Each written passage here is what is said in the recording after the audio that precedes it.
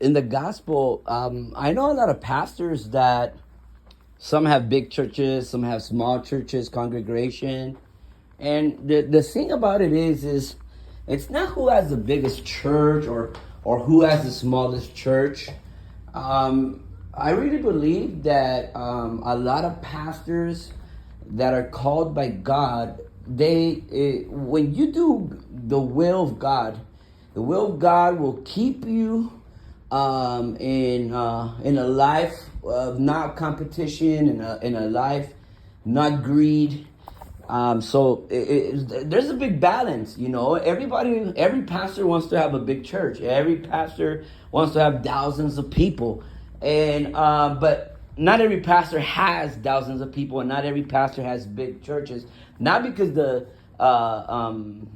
vision is not big. It's because some pastors, the capacity they got, and it goes to a certain point, because anything else could bring compromise. And I'm not saying that the pastors that have big churches have compromised. All I'm saying that is every pastor is called by God, that is called by God. God gives them a vision for his kingdom, to win souls and to pastor. And the thing about it is that every pastor, we all got to give account to God, what we did, how did we do it, or did we compromise? So,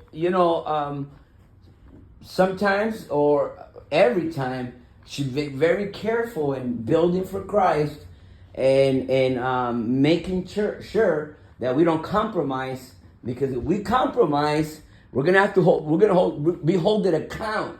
We're gonna be holding account, and eternal life with Christ, or eternal life with the devil. So I'm sure there's a lot of pastors in hell. There's a lot of pastors in hell. There's a lot of evangelists in hell. There's a lot of prophets in hell. Why? Because to more that it is given to, more will be demanded. So we just have to be careful how we build.